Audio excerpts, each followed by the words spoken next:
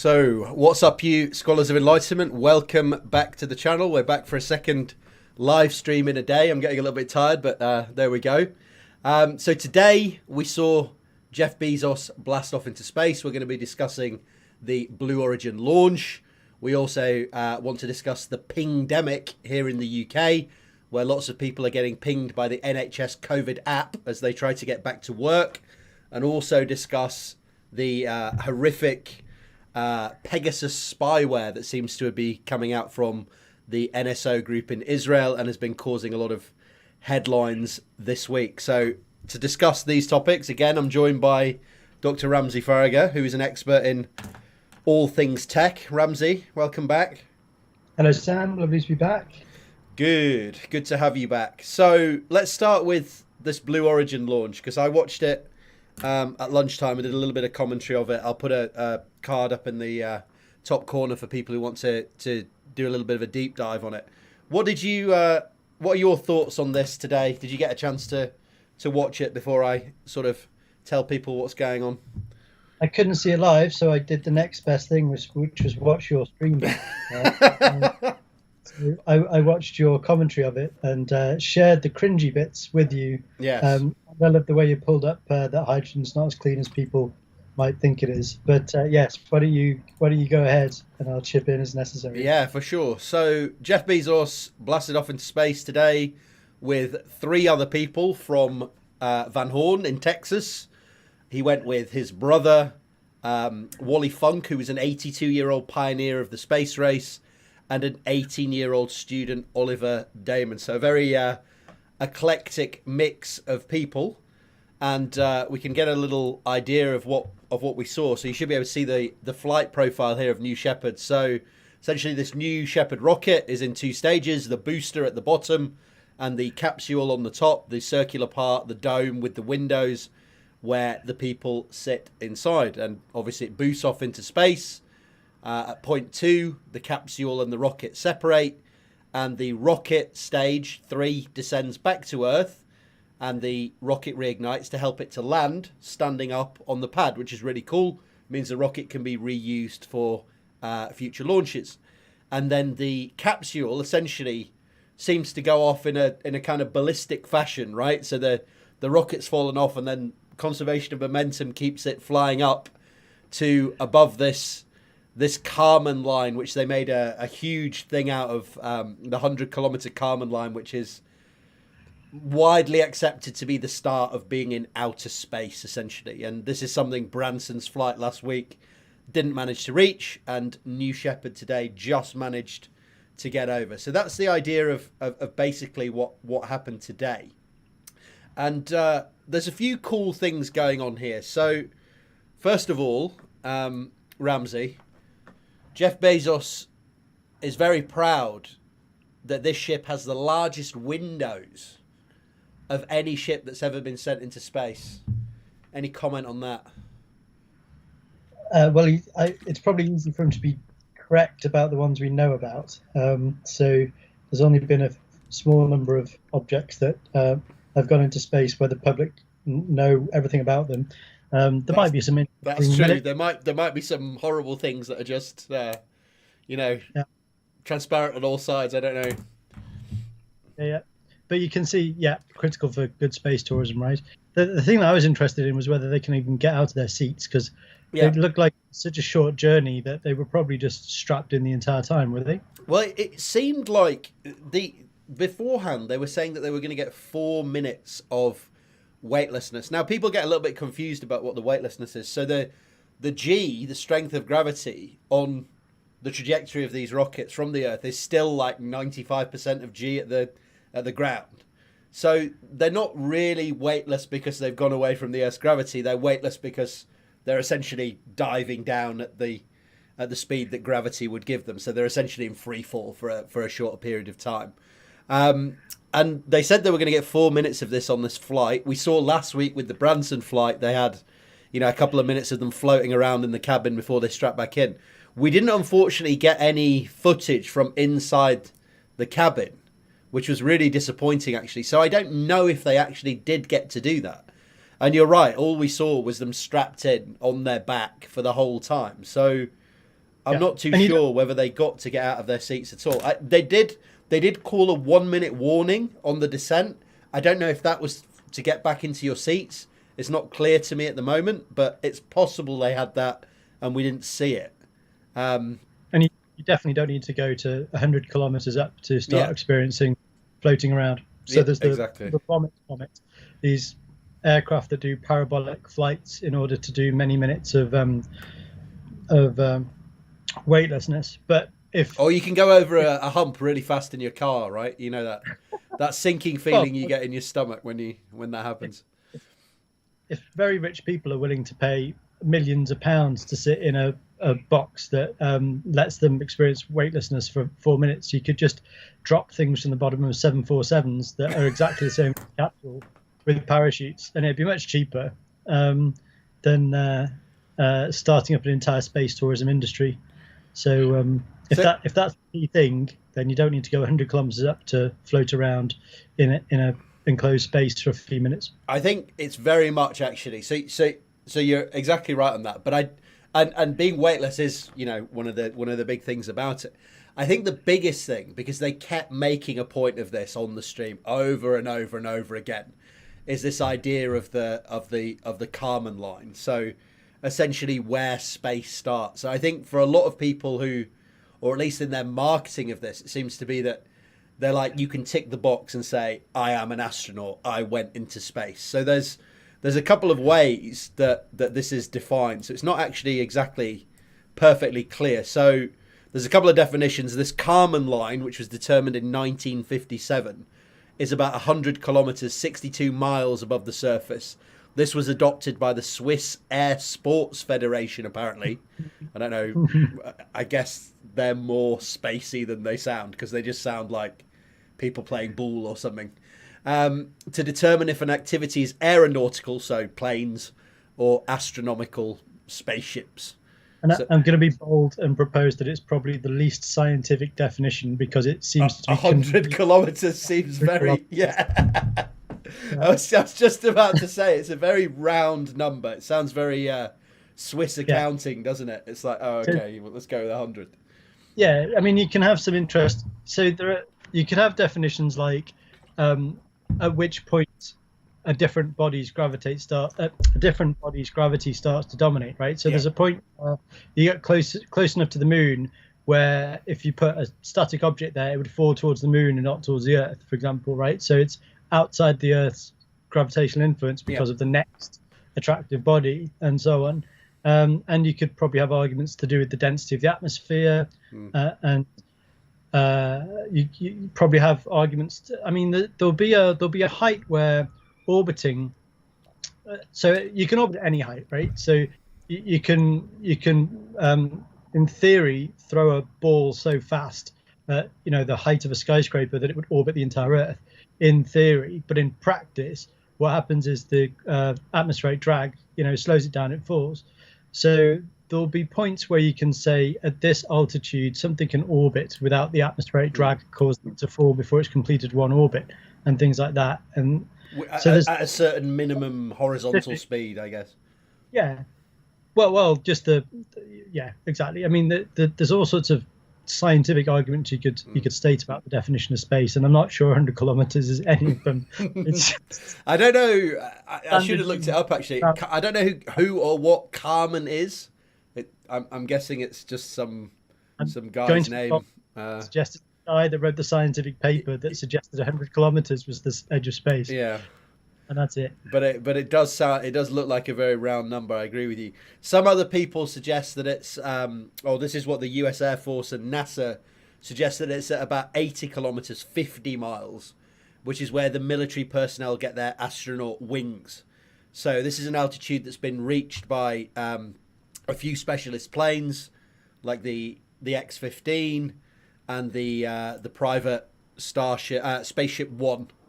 So these are both lines that Blue Origin has gone past anyway. So I think one of the biggest selling points that they wanted to get was, and they kept banging this on the stream over and over and over and over again. And I believe there's actually a little graphic. If I can find it, here it is. a little graphic where they sort of were slamming on Branson's Virgin Galactic last week, saying, "Look, did we go past the Kármán line? Yes.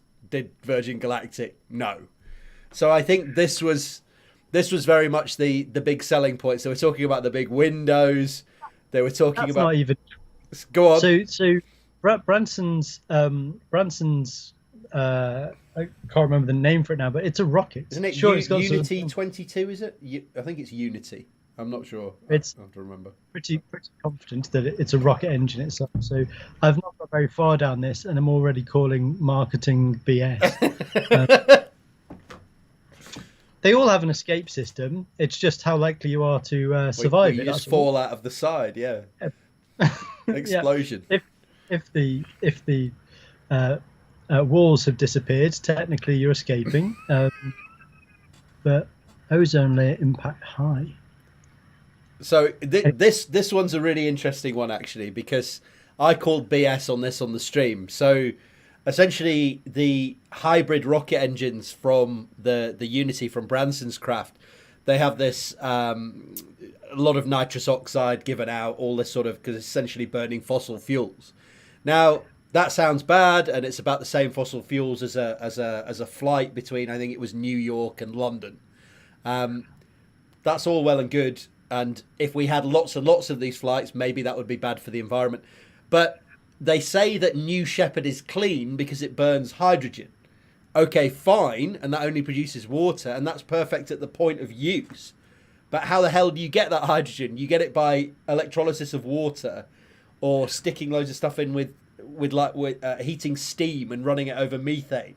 I think I can't remember, it's some sort of catalyst. Thinking back to my GCSE A-level chemistry. So whatever method you choose to take on an industrial scale, producing hydrogen is very, very fossil fuel intensive. I don't know if it's more intensive than Branson's, but this is very much just saying at the point of use it's clean. But unless you can get the hydrogen cleanly, by decarbonising the grid, then again, this is a bit of marketing spin, marketing bollocks. Yeah, they've picked careful on ozone layer, haven't they, as opposed to sort of carbon footprint, because yes, the carbon footprint of making hydrogen isn't zero unless they make all of their hydrogen from solar panels and electrolysis, but that's probably quite a slow way. There's a lot of industrial chemical methods, I think, that if you're trying to launch rockets, you probably generate hydrogen in other ways than electrolysis, but we'd have to he is running it in Texas, so maybe they made a point of producing their own hydrogen with solar power. I don't know what they did in this case, but the general case of if they need a hell of a lot of hydrogen is it's probably going to be fossil fuel led at the moment. Maybe they can get around that in-house, I'm not too sure. But yes, so I think the big things they were pushing were these things on here, which were the massive windows. Now, I don't know how that plays with the integrity of the craft, but I guess it seems to have worked out. And also the fact that they flew above this line seemed to be the big things that they were pushing. And I guess that the thing that was really interesting about this was this week there were a few firsts. So last week with Branson, it wasn't really anything that hadn't been done before, even though it was kind of trying to push the idea that this will be open to more people in the future, and we're progressing into space tourism or very fast flights between places on the Earth. There wasn't really any new technology. There wasn't anything new on display. With this, there were a few firsts. So largest windows in space, tick. The second one was with the crew themselves. So if I can get up a nice picture of the crew here, I've got it somewhere on here. There they are. So 4 crew members: Bezos, who's third from the left, and his brother, who's on the right. They're kind of, I guess, the least interesting. They put the money forward, but millionaires, billionaires, fine. The 2 interesting ones are the ones on the left. So the first one is Oliver Damon, who's 18 years old, and he replaced someone who won an anonymous auction of $28 million. I heard about this, and then was too busy to go. Apparently. So I'm imagining that his dad, who is a hedge fund manager, also had to shell out $28 million or similar for Well, they this. could have had the first Zoom meeting from above the Kármán line, and the guy could have just done his business meeting. I It would have just been I fun. just find it amazing that he's like, oh no, I'm a bit busy actually now. I can't get out of it. But he Um, clearly didn't stop it for the second flight either. It's very strange. Maybe the guy's scared of heights. Like he won, but then Maybe it's he's like, just sacked it off and doesn't want to know anymore. Who knows? Because he's an anonymous character. But the interesting thing with this was, so this guy Oliver Damon, who I think is his dad's Josh Damon, some sort of hedge fund manager or big businessman. He's now become, and we can talk about this word astronaut in a second. Actually, when we've discussed these two, he's now become the youngest ever astronaut at 18 years of age, and he's replaced a chap called German Stepanovich Titov, who was a Soviet Russian cosmonaut who was born in 1935, and he was a cosmonaut in the 1960s, and he was 1 month short of 26 at launch. So he was the second human in space, or to orbit the Earth, excuse me, on board Vostok 2, preceding Yuri Gagarin on Vostok 1, and he was the fourth person in space. So quite a legendary space historical figure has now been replaced by an 18-year-old on his dad's hedge fund money. Discuss. I guess well, first, is what I would say to you. it's clearly going to tumble, isn't it? Because is there a thing on the website that says like you must be 18? Yeah, I don't know if they have the "you must be this tall to travel" like they have at the Just, Alton Towers. so it'll keep tumbling. But yeah, I mean, my definition of an astronaut wouldn't be. So I'd say that if you're vital for the mission to succeed, like you're the pilot or the chief science officer, or you're going to go and like see if spiders do strange things in space, then you're an astronaut. If you're literally a passenger, you're ballast. So these people are ballast, in my opinion, rather than astronauts, because the mission would have been exactly the same with or without them. It does seem a bit harsh on these historical figures. I imagine this cosmonaut in the 60s was in essentially a tin can compared to what we've got today. It seems.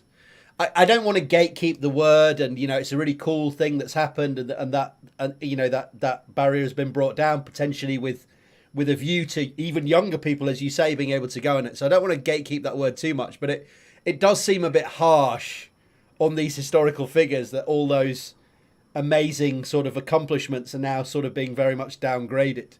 They, like you say, they're more space tourists or ballast is probably a little bit unfair, but space tourists rather than astronauts who are, as you say, are important for the mission.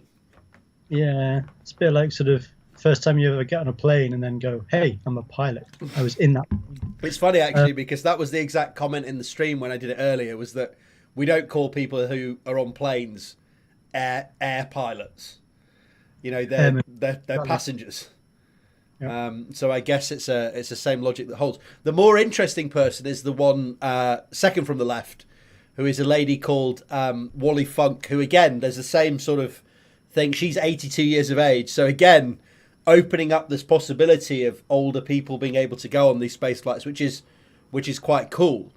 And she actually has a more interesting backstory than the young lad, which was she was a member of this Mercury 13 in the 60s, who were a group of women who underwent the same screening for the astronaut program with NASA as the male astronauts, but they then weren't allowed to fly because the baseline qualification until the 70s was that you had to be a military pilot for a number of years, and that was a very male-based sort of domain at those times. So she didn't get to go into space despite being on an equal footing, having passed the relevant tests. And she's now replaced John Glenn, who's another obviously very very famous astronaut in the annals of history, who was 77 when he flew on Discovery in 1998. So she's now become the oldest astronaut, quote unquote, in space. I guess with that one, it's a nicer story. It's really nice that she got that opportunity to go up. You can be a bit more kind of forgiving about that line sort of being pushed up a little bit. I don't know how much higher that one will get pushed up. 82 is a decent age. I don't know the stress that air travel, that space travel puts on your body. I don't know how much older than 82 you can go, or if you're allowed to take your baby on the flight with you. So how much lower that bottom line will go. But essentially, the takeaway message is that these two age brackets were smashed. So 26 became 18 and 77 became 82. So good PR, I guess, for this idea that space tourism is potentially accessible to the masses, or will be soon, if you can fork out $250,000 or whatever the price tag might be. So those are, I guess, the interesting first, if you like. What do you? I'm interested to get your thoughts on, because there's been a lot in the news the last couple of weeks about this being. We talked a little bit about this being hedge fund people going into space, and the discussion on the internet the last sort of week, especially amongst astronomers, has been very much, this is just joyrides for billionaires, people having to pay £250,000 to go on these flights. Why are they not spending their money on, more useful things, on the pandemic, on giving more money to Amazon workers, all this sort of thing? It's largely been more sort of economic whining about there actually being billionaires rather than them spending money in this arena per se. But what do you make of all that? What do you think the pros and cons with that are? Because I've got a couple of thoughts on that.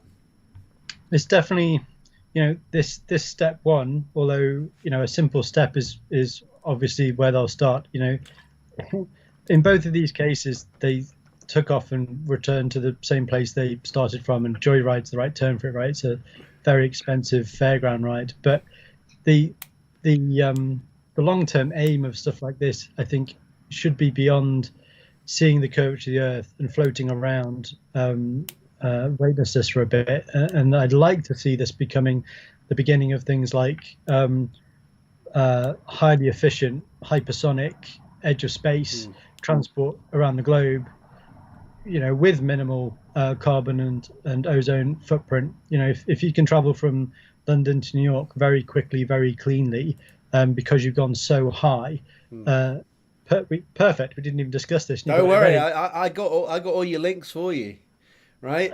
No, this is very much, you're exactly right. This is very much the sort of, what is it, the Angels and Demons plane where he sends Tom Hanks from New York to Rome in like 3 hours, and nobody noticed in the book. But exactly, this is where it needs to actually head to. We need to sort out long distance, low impact travel, I think. So I've warmed you up. What's your take on it, Sam?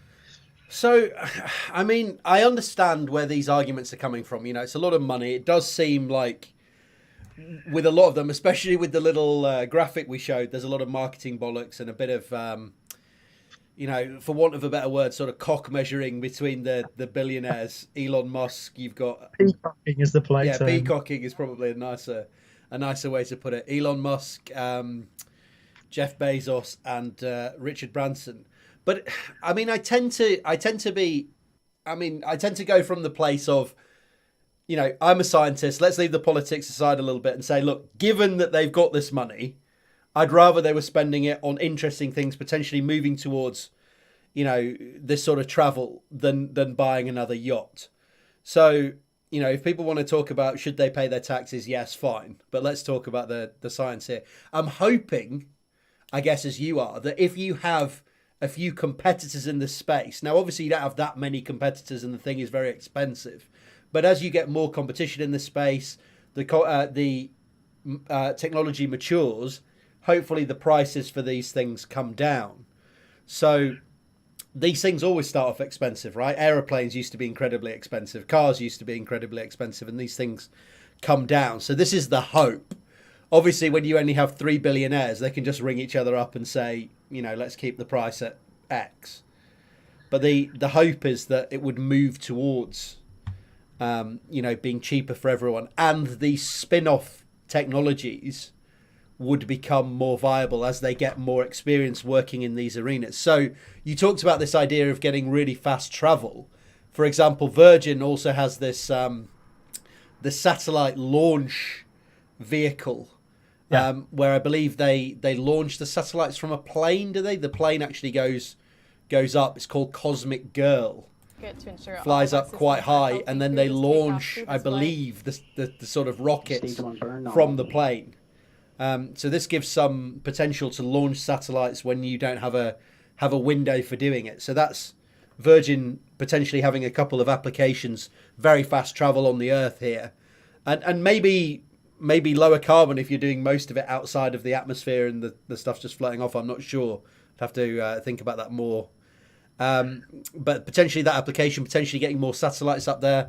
We know that SpaceX is working on this moon project. So there's been a lot of talk about going to the moon, potentially harvesting power from the moon, or fuels, or minerals from the moon.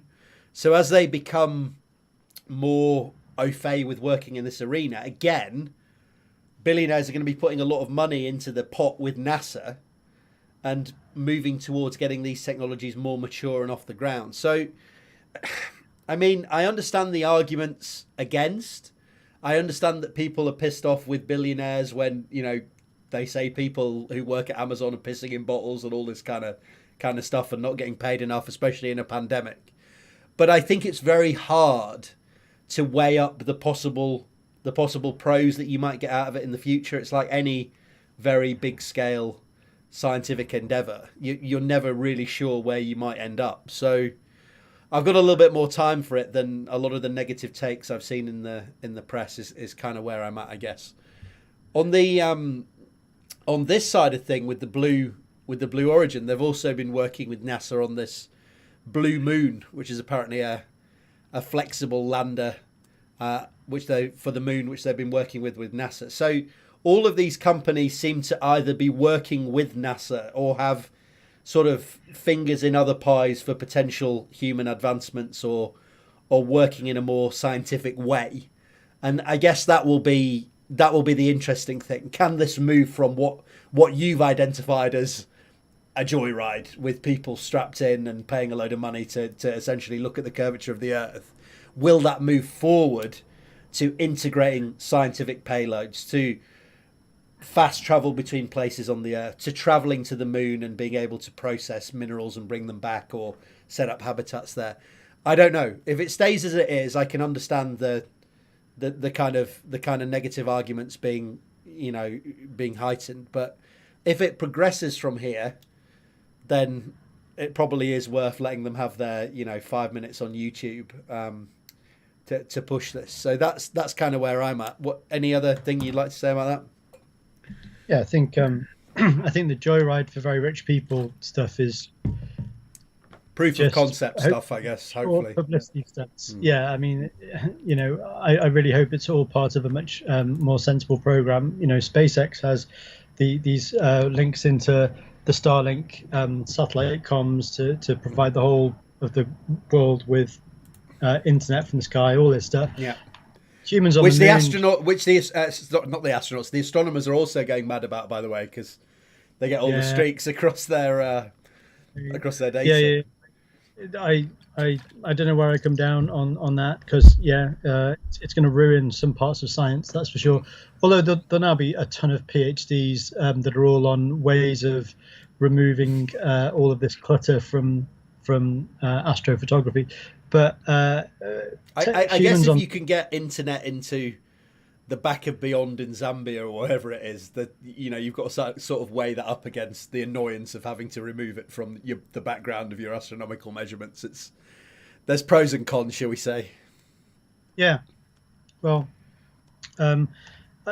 it could exactly. It could just be the step beyond ground-based astrophysics from now on, and all be Hubbles, and if they can put a load of low satellites in orbit for comms, they can put telescopes higher out that will keep all of the astrophysicists happy, right? So it might all be part of the pathway to a sensible solution in the end.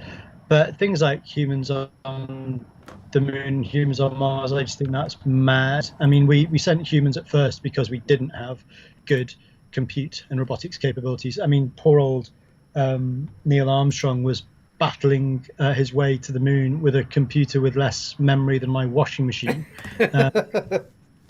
Not exaggerating. Yeah. And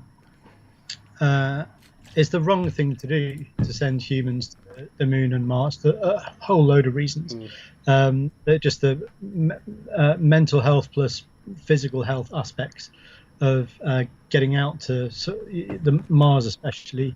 So I really hope they see sense, and there's no benefit in sending humans other than some humans might pay ludicrous amounts of money to be the people that get to go and do it. But start getting the Boston Dynamics robots need to go instead. But you could send a robot that humans on the ground can make use of for well over a decade, whereas you send a human, it'll need to come back after a few weeks. Talk of long-term living on other planets and stuff. We've not evolved to live on the moon with its very low gravity. Astronauts that are on the space station have incredibly complicated exercise regimes and take loads of supplements and things because their bodies are literally like wasting away in zero gravity, and they have to try and counter it all the time. And once you're outside the protection of the Earth's magnetic field, you're just getting cancer. You're just getting bombarded with radiation that we have never needed to evolve to survive directly ourselves because we're protected by the Earth's magnetic shield. And there isn't the equivalent magnetic shield on the moon or Mars. So people traveling to Mars will turn up with cancer. Like, it's a well-known problem.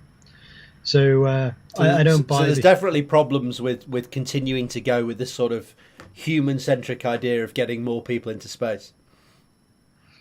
Not deep space. And this is one thing I know we're going to kind of do our UAP discussion at some point and talk about that report and all this kind of stuff. But it's one of the things that always fascinates me about the idea that aliens, humanoid living things might be coming to here from vast distances. The first question I'd want to ask if I met one was, how the hell did you survive that journey? You must have been like the great grandchild of, why did you bother completing the mission? You probably didn't set off. So anyway, that's maybe the robot probes are here already. I remember watching an X-Files episode where they were sending little insect probes that were here already. So maybe we're looking in the wrong place for signs of life. Yeah, and as David said with our chat with him a couple of weeks ago, just doing the maths, it makes way more sense to send the tiniest object you can in terms of the energy required to move it across great distances and the likelihood of it hitting stuff on the way. So humans are just too damn big and need too much stuff to be efficient for moving around and operating in space. Fundamentally too delicate. Yeah. Good. So I think we can draw a little line under that. So we'll see where that goes. I think they had their little bit of peacocking, Branson and Bezos, but I think in the end Elon's a bit far off ahead of them, isn't he? He's got his contracts with NASA and he's looking to the moon while they're still sort of essentially ballistically firing people up for a few seconds to come back down. So we'll see how that fight goes. But at the moment, the heavyweight definitely seems to be SpaceX and Elon Musk. So the next topic I wanted to move into was what they're calling here in the UK the pingdemic. So we've obviously got the pandemic, which is the people getting COVID-19 and suffering with that. Now we have the pingdemic. So recent figures have showed that 500,000 people. Let me get up the new link actually as we move into this new topic. So 500,000 people in England and Wales have been pinged by the NHS COVID app in the week of the 7th of July, which is up 46% on the previous week. So essentially we have these apps in the UK which can tell you if you've been close to in the recent past somebody who has had a positive COVID test.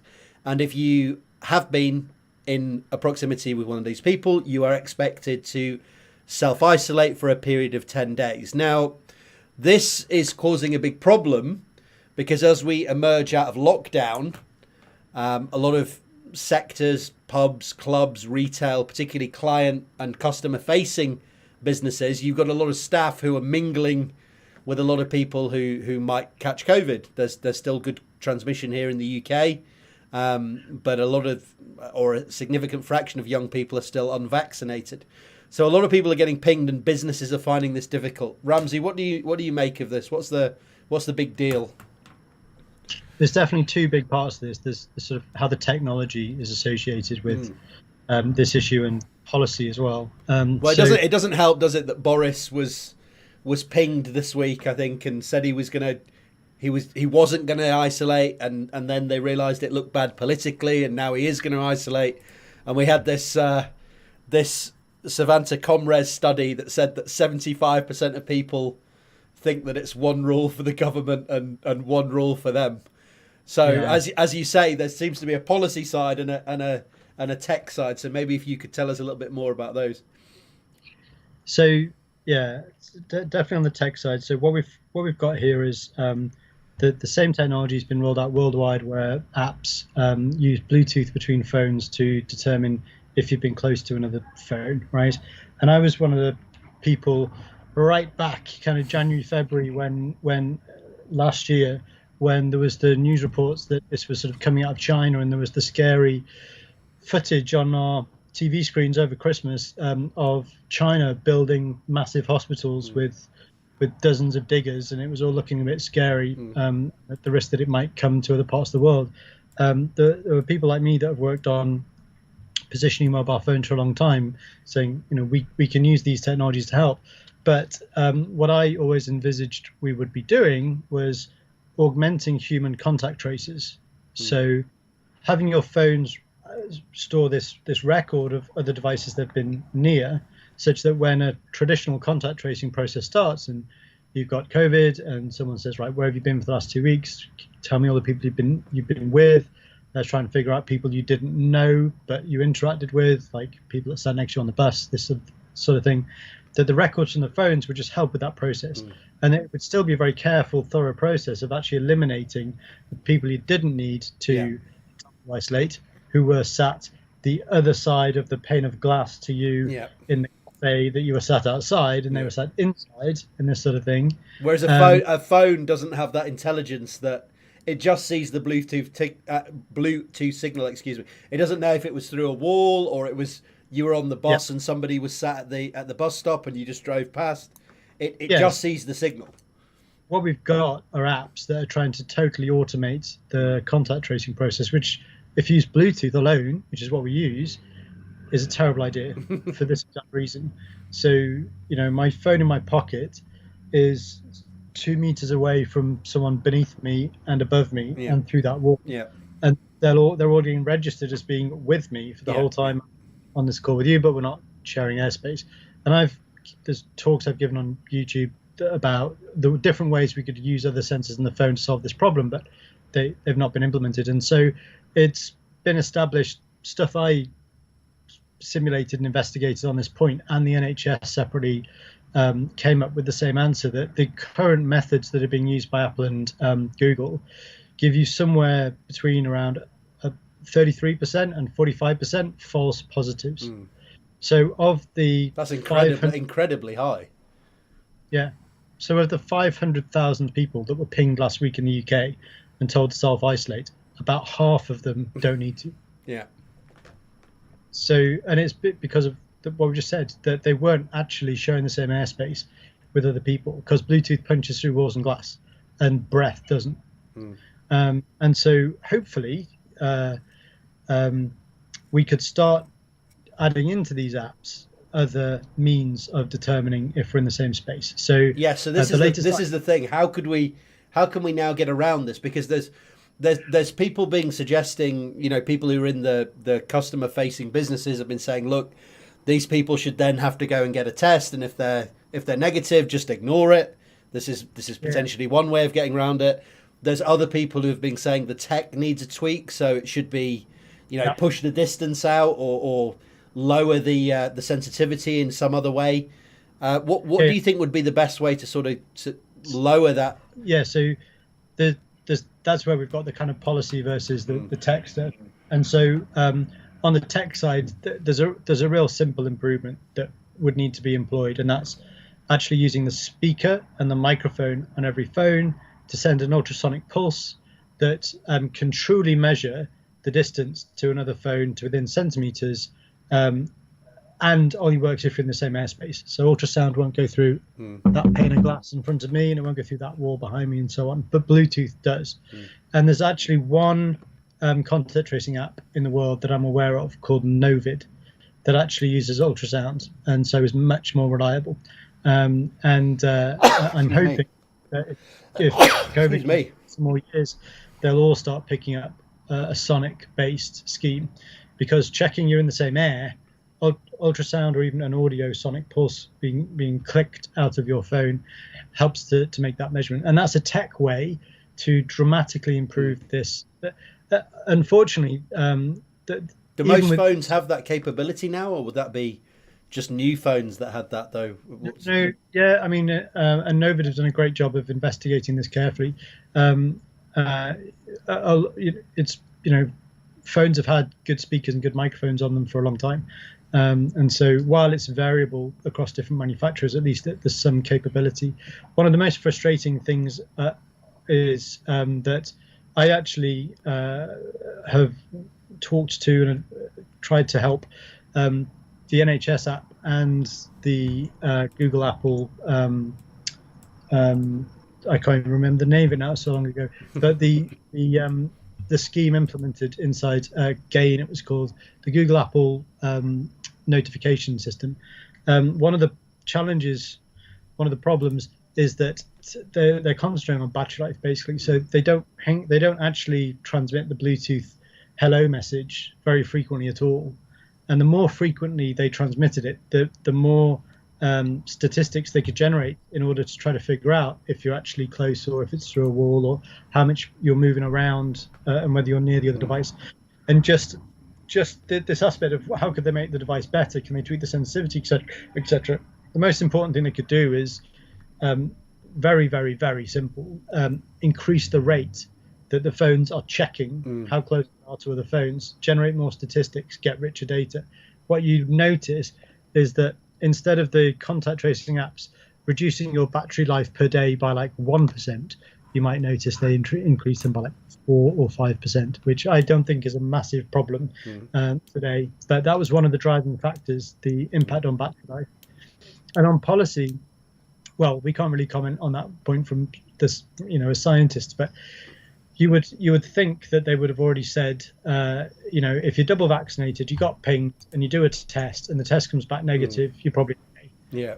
But the policy at the moment is, if you get in the UK, if you get pinged, stay in 10 days. It doesn't matter if you've been vaccinated or not. And that's obviously not going to work in the long term if there's a more sensible route to take. And I guess this becomes more of a problem as these sort of high density venues come back online. Pubs, clubs, sports arenas, things like this, where you're going to get staff who are talking to a hell of a lot of people with phones. They're going to start getting pinged more and more and more. Whereas maybe it wasn't such a big problem when it was table service and they only met a fraction of the people that they would normally. This has really become a problem as that density starts to come back in these businesses. And the worst thing you can possibly do is annoy people with the technology, which is what they're doing, right? So the original concept of having the data and a human contact tracer making use of it to decide what to do was the most sensible thing, because this pingdemic, all it's going to mean is people uninstall the app the Google Apple stuff runs all the time regardless, but turning their phone off when they go clubbing and stuff so that they can't get pinged and won't have to miss work. But I mean, there's historically been, I think a lot of people might turn it on to get pinged, to be honest, Ramsey, so they can miss work, but that's maybe the flip side. Let's leave that where it is. How many of the 500,000 phoned in to work to say they got pinged during Wimbledon and the football? And well, it's been very hot this week as well, so it's heat wave, exactly. Yeah. I mean, there's an interesting parallel here with a historical thing, which was back when I was a PhD student, back when we first met. Um, there was some hype around mobile phones attracting lightning strikes, which had no scientific basis. It was one of those lovely examples where you could go and look into the statistics and the examples and actually demonstrate that there was no link statistically. It's just, someone Some comes artifact in the data. been hit by lightning. They say I was on the phone actually while I was, and suddenly there's a news article about how someone was on a mobile phone and was hit by lightning.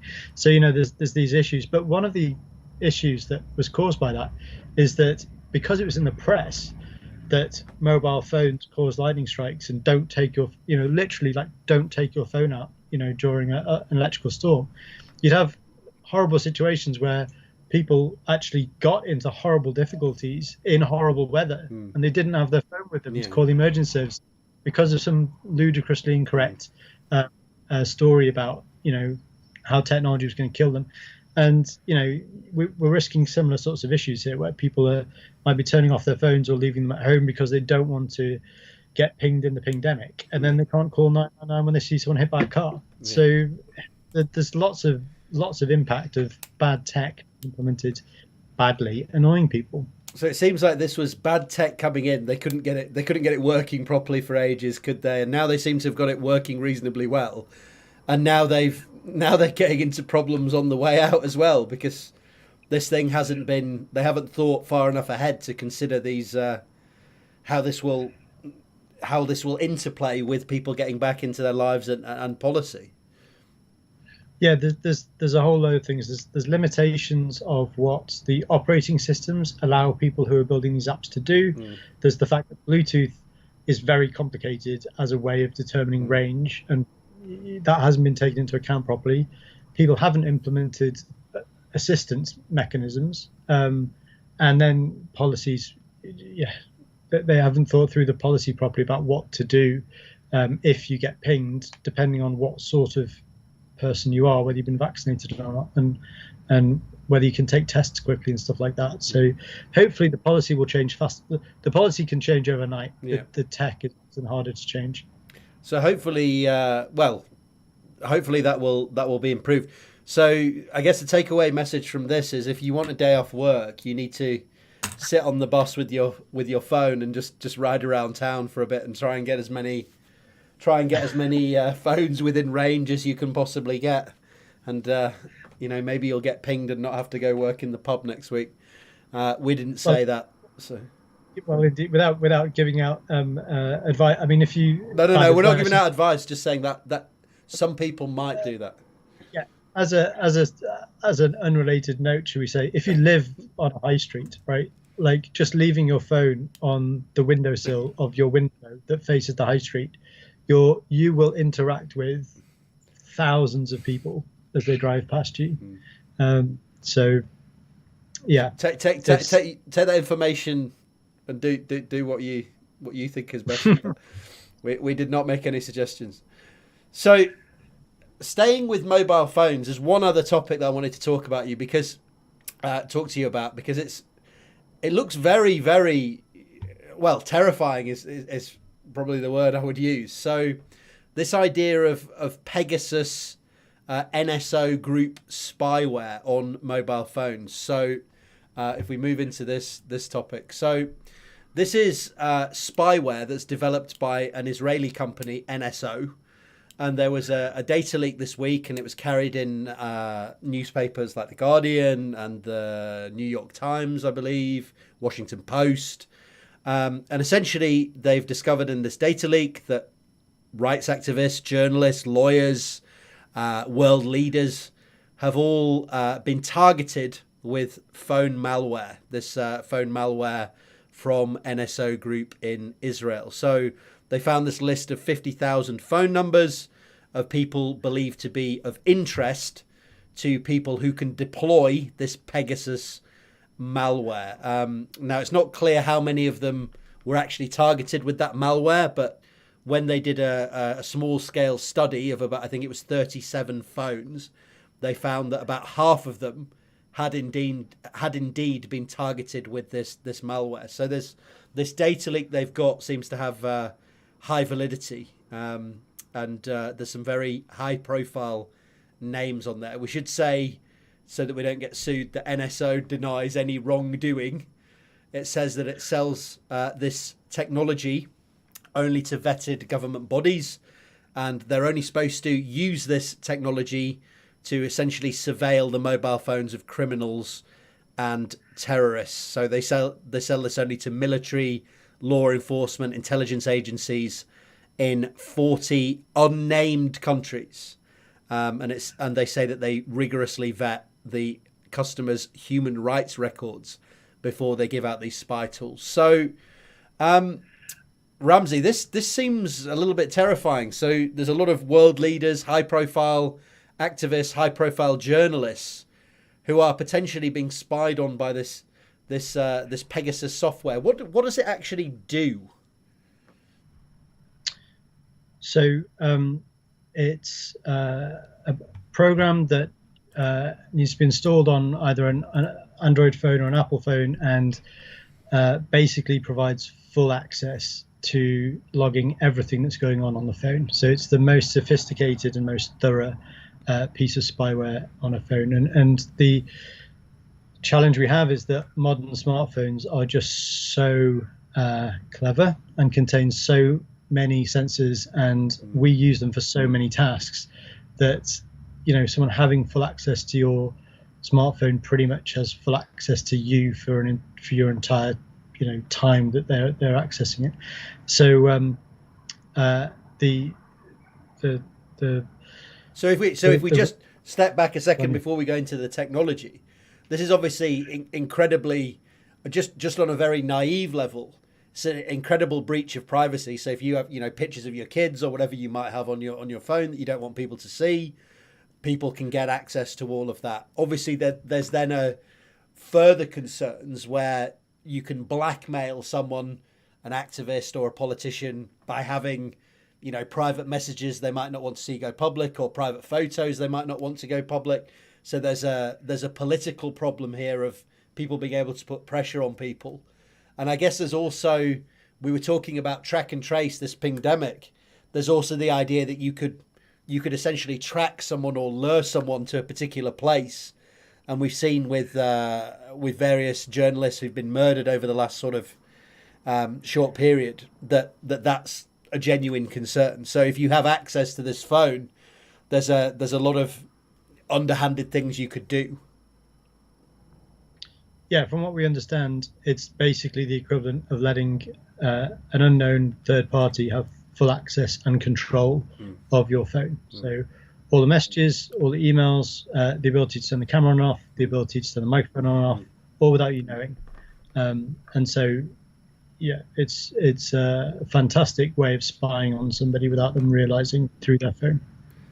And how does it actually, before we talk about what you could do with that access in terms of technology and what calculations you could do, how do they get it onto the phone? Because what seemed particularly pernicious about this to me was that it wasn't, oh, you clicked a link and something, you know, you clicked the, Nigerian king wants to give you $10,000, click on this link and download something, and you were stupid.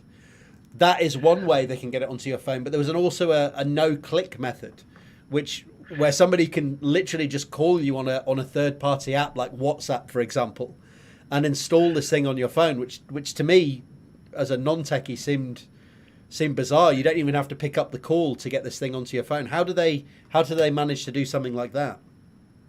Yeah, so as you said, the traditional way that everyone kind of expects to get malware on their phone is either someone else has physical access to your phone and installs this malicious program, or you yourself are tricked into clicking a link or opening an executable which loads that program that can do all this malicious activity. But this knowledge that a simple WhatsApp call, whether you pick it up or not, can also install the spyware. It's most likely to be a type of attack called a buffer overflow attack.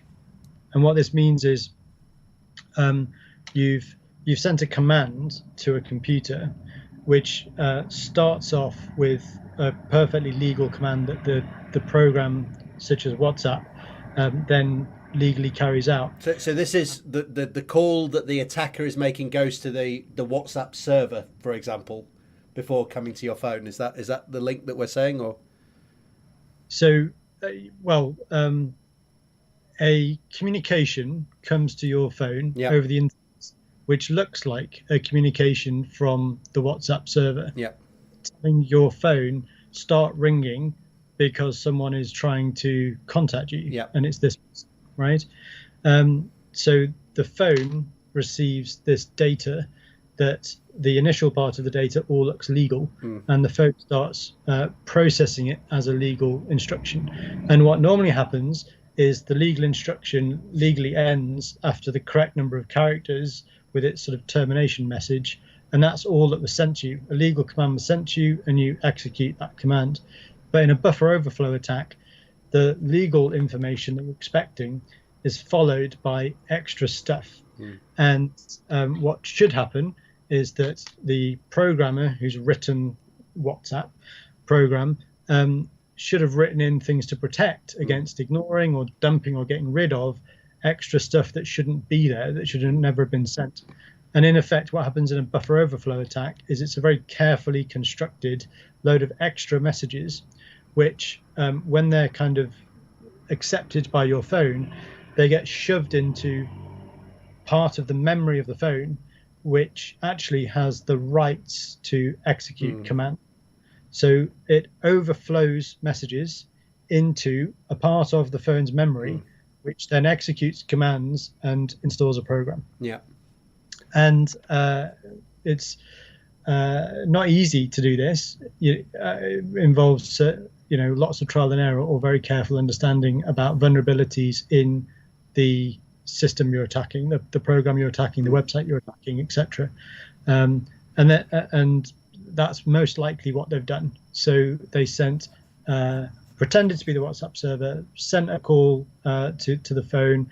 That bit was handled legally, and then they piled in a load of extra stuff behind it that was just the right messaging, the right length to get into a bit of memory on the phone that has execution access, and then it executes a virus. And it's very worrying, as you say, because for you, it just looks like you received a genuine WhatsApp call. There's no way that you would look at that and then think, oh, hell, my screen started flashing, or it's putting up some weird browser. I must have downloaded something so I can take action to clear it.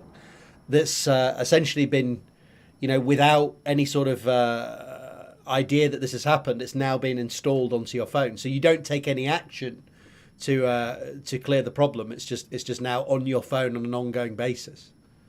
And the reason Pegasus is so successful, I mean, we've known about Pegasus for a long time. Yeah, this isn't a new story, right? It's just a new data leak for the same thing. Well, the new bit is the leak of the number of all the phone numbers that were attacked. So we knew Pegasus existed. We never knew until recently just who had been targeted with it. And Pegasus makes use of what's called zero-day exploits.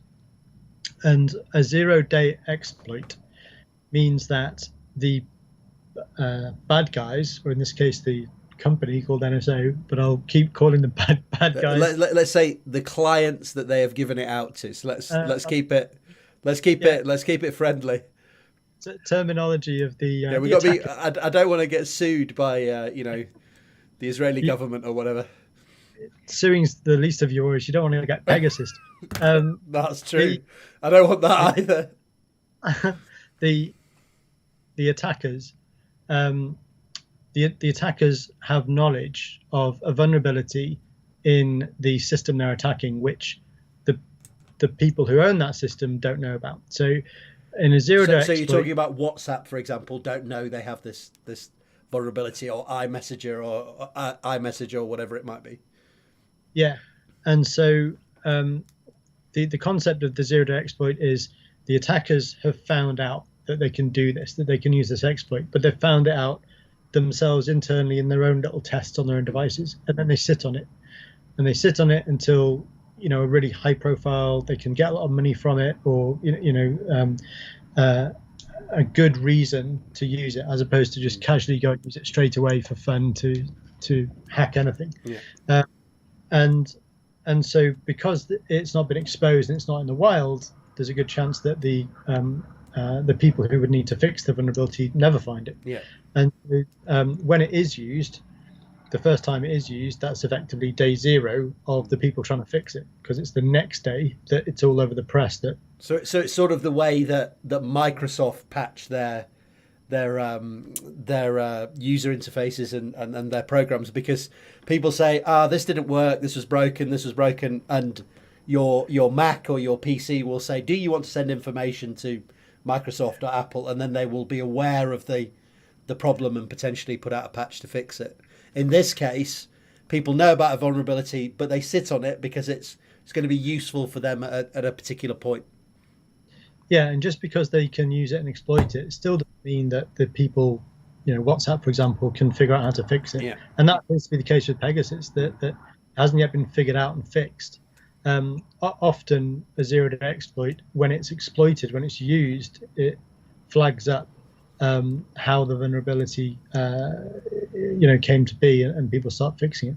Because what the preferred route is that the programmers themselves have discovered this problem and they put out a security patch, and everyone's supposed to install the security patch, and then it's a race between the hackers who can look at the patch and go, oh, I see that's our window's closing, we need to use it now. Like, I'll start immediately trying to exploit that vulnerability, and I'll catch the people who are not quick in installing the patch. But a zero-day exploit, no Joe Public can protect themselves against a zero-day exploit. Only the hackers can protect themselves against zero-day exploits.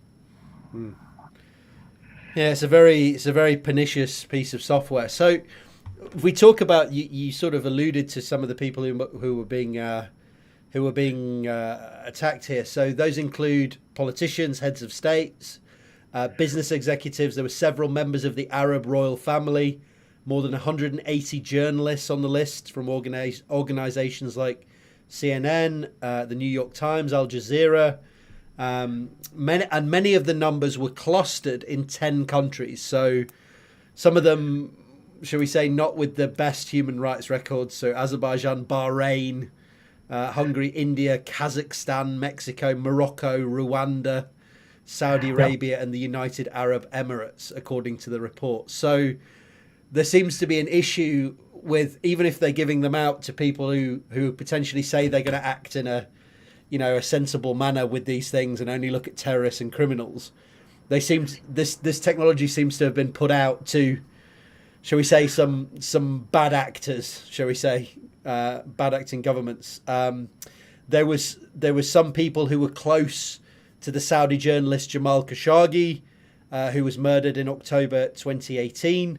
They found the spyware had been installed on his fiance's phone days after his murder. So it looks like people were interested in him, or at least people near him. It was found on the phone of Mexican journalist Cecilia Pinedo Berta. So I've got some links here. There's Khashoggi, and this Mexican journalist Cecilia Pinedo Berta also appeared twice on this list, including in the month before he was murdered. So there's some really dark ways that this Pegasus software could potentially be used. Now, Pegasus says that, okay, you could lure these people somewhere or track them in other ways. So you can't tell if it's our software that, was the real lead into these things happening. But it's clear that it doesn't look like they have incredibly clean hands. Let's put it that way. And if we go into these ideas that you could lure someone somewhere, or you could really track someone, what sort of things could you determine? What sort of things could you calculate with the sensors we have on modern day phones? I guess you could essentially know where someone is and where they're going basically in real time. Yeah, I mean, if this malware gives absolute full reign over the whole phone, and you can install any apps you like secretly without the user knowing, and access the phone at any time over the internet, they can do absolutely anything. They can log every single keystroke that's ever typed into the phone, so get all of your bank login stuff, passwords. They can record everything that's ever spoken and the microphone and the loudspeaker. They can obviously log all your. They could turn your GPS on all the time, log all your positions. I mean, a smartphone is as the name suggests, a ludicrously clever device today, and turning it into a spying system. There's very, very little that you can. It's a much smaller list of stuff you can't do than stuff you can do in terms of how much you could learn about someone or snoop on someone with their smartphone around them. I mean, you can even tell from sensor data on the phone whether it's being carried in your left pocket or your right pocket. I mean, it's such an incredibly complicated and clever device today that it's a serious problem if someone has full access to your phone without your knowledge. Yeah. So a hell of a lot of things you can do with all the sensors we have on a modern smartphone. So this is all incredibly terrifying. Obviously, you look at this and you think, God, could I have this on my phone? Should someone in Joe Public be concerned about this? In your opinion? Find Joe Public, right? I mean, I guess you're not interested to the people who have this until you become interesting to the people who have this, right? It's like you say, it's an arbitrary line. I mean, the huge scary thing would be Pegasus falling out of NSO's control, right? And Pegasus just appearing as a free download on a bit of the dark web that any old 2-bit criminal finds and starts to make use of. And if all you need is someone's phone number to send them a WhatsApp call, that's the serious problem. If Pegasus literally goes into the wild and you've got jealous husbands Pegasing their ex-wives and all sorts. What? So, I mean, I guess as we sort of come to the end of this section, what's your thoughts? And this is, more a political question than a science question. We should always say that when we're talking in those in that arena. What's your sense of how useful this thing is? The pros of this versus the cons of this. Should this thing just be shut down? Is this something we shouldn't really be tampering with? Is this not worth the effort? Could be a wake up call to improving the security of smartphones in lots of clever ways. So I believe Edward Snowden himself. There you go. Look, I got you straight away. I was ready. So I'm not sure if you've read my mind quite where I was going. So I didn't. I just got up a picture of Edward Snowden, but maybe it's not relevant. So years and years ago, Edward Snowden actually got involved with and started to propose how to build smartphones in such a way that the normal member of the public could determine if their smartphone had been exploited. And there are obvious things. I mean, if your phone has traffic coming on and off it when you're not using it, why is that? Is it an app that you've given permission to do that, or is it something else? So there already exists some ways of monitoring the data coming on and off your phone and confirming whether you understand why that is. The challenge with things like Pegasus is that what's called root access. It's possible that you can install a program effectively with higher privileges than you have.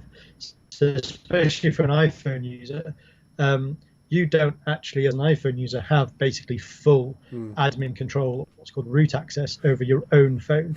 And so a malicious program that can force that level of control, they can hide everything they're doing from any app you installed yourself on the phone. So it's not even that simple. Yeah. And then it comes around to the fact that software can never give you high security, but hardware can. And so you're fundamentally talking about clipping the camera on and off your phone, right?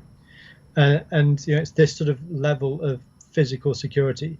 If you can physically click the camera to the side on your phone so that it's moved and its contacts no longer touch, then your camera cannot be enabled, and your camera back again. and no one can patent that now because I've now said it in a public domain. So don't even try. So this is what it's going to be. It's going to be like like your wing mirrors fold in when you put the car to bed. It's going to be when you turn off your phone, the camera sort of swings out and goes around the side. There's definitely scope for improving the physical security of aspects of your phone, and that physical security literally means being able to physically disable stuff yourself. I mean, that includes things like the Wi-Fi.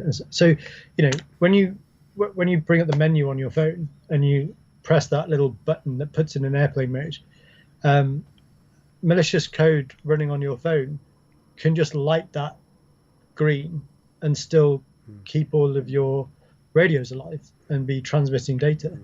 And you literally physically need a way of knowing you've moved a physical toggle on your phone, which inside the phone has moved has to broken some contacts. away from the antennas. Yeah, and this is how you can start to build smartphones that are more secure against malicious programs, because you can physically disable parts of the device. And maybe we'll see things like that coming, but it's very, very, very hard to protect against software attacks only with software. I was going to say, so that's actually sort of maybe scuppered a little bit of the final question I had is, what can people who are concerned about these things do currently with what they have on the phone without those, touching that hardware? I saw a couple of suggestions where, look, if you have apps on your phone that you don't use, basically get rid of them. They shouldn't be on there if you don't need them, just get rid of them. Then you have less things to patch. Is it more frequent patches from these app companies? I guess if you don't know you have an exploit, it doesn't matter how many patches you do, right? If you don't know you have that specific exploit, you're never going to fix it. Yeah. So zero-day exploits are very hard. It's certainly the case that to simply stay on top of good security, you should always install the patches as soon as you're being told to on any, from your laptop to your phone. iPhone, Apple devices are proudly proclaimed by Apple to be, concentrating on your privacy and security, and they do a huge amount of work on that. On the Android side of things, Pixel phones, Google's own phone brand Pixel, that is the fastest way to get security updates. So if you want to be an Android user and have the highest security, then actually Pixel phones are the way that you get patches the fastest. If you're on any phone that uses Android but it's not pure Android, the security updates can lag by months, if not longer. Wow. And so be really careful. There's this aspect of it might be attractive to buy a very cheap Android phone, but what can typically happen is they don't get any security patches at all. And then for years, you can be using a phone which has huge numbers of exploits because it simply never gets patched. So you do have to be careful. But one thing that is interesting in modern phones and this aspect of spying and stuff, like, the traditional move in your crime thriller film would be the person flicking their battery out of their cell phone, right? And of course, that's impossible in the vast majority of phones today. Sealed units, soldered in batteries. That's one of the reasons phones are more waterproof now than they used to be. I think they said with this Pegasus, you literally have to get rid of the phone. You have no recourse. The phone is done. You just have to get rid of it. Yeah, I mean, if Pegasus has root access and you don't, then when you, in theory, going to like factory reset in the menu, if Pegasus has higher access rights than you do, it can just run something that looks like a factory reset, and it's not. So yeah, new phone if you think you've been Pegasus, and then it comes down to how smart do you need your phone to be, and you can still buy phones that are literally just phones and can't run apps and don't have an operating system and can't run new software.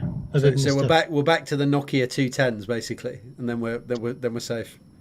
Yeah. And I know people who only have ancient phones, phones that look like they're ancient phones that last a week on a battery and don't run any apps.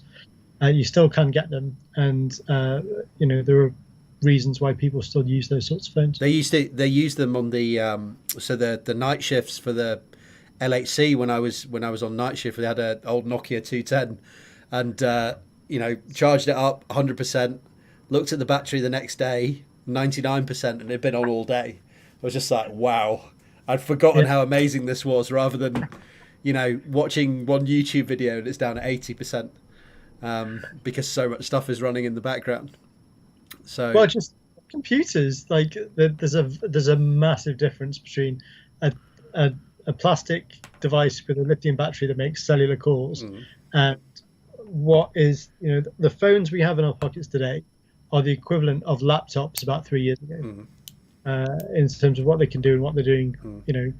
The processing power, it's just vast difference between making a phone call and everything that you can run on a modern smartphone. It's hard to describe just how far apart those two things are. So maybe what we're going to see out of this as we come to the end of this is, remember what we looked at when we were looking at the rovers for Venus. We're going to start seeing these steampunk phones that run on you pumping your foot to get the energy going and wind power, and this is going to be the way. This is going to be the way forward, so you can't get hacked all the time. Yeah. Well, certainly to go full circle a bit, my washing machine has enough memory to make a phone call, I'm sure. But there's a big difference between my washing machine and my smartphone. So we have these massively overpowered, overly complicated, super duper smart devices in our pockets that if we don't fully understand what they're doing, then they're dangerous. Yeah, I think that's a really good way to sum it up, and a good place to stop. Ramsey, thank you so much for taking the time to go through that with me again. It's always good to learn about the tech side of this because it's definitely not my expertise. We should have that chat about UAPs soon because we've been promising people we will do that. So I will get that organised as soon as possible. If you enjoyed these discussions, if you enjoyed them as much as I do, remember to like, comment, subscribe, click the bell notification because Ramsey and I like having these chats. We're going to keep having them on the tech side of stuff. We've got another tech roundup coming soon, haven't we? So there should be a few. Any topics that have jumped out at you over the last month that you think are worthy of me pulling out some notes and picking your brains on? Well, my prediction that the Ingenuity helicopter would be in bits on Mars has not come true. It's clearly highly robust and good for them. You've got this love-hate relationship with it now, haven't you? You really want to see it sort of crash and burn. I don't know. Well, yeah, I don't know. We'll see. Let fingers crossed. It might be in bits by the time we speak again. You just want to be proven right that it's always been that it's been muons all along. You just want them to go, oh, okay, fine, we've had enough muons now. That's what happened. I think they've been updating it so that it's more muon proof than when it first went up there. I think that's the trick. But yeah, good question. I mean, have we got any exciting tech stuff coming up? There's been some interesting things going on in the good old world of flying cars and autonomous vehicles. We might do our usual little revisit of where flying cars are up to in the next chat. Yeah, that sounds good. Okay, Ramsey, I'll let you go because it's getting late. Thank you once again. And like I said, remember to like, comment, share and subscribe. And we'll see you in the next one. Thanks a lot.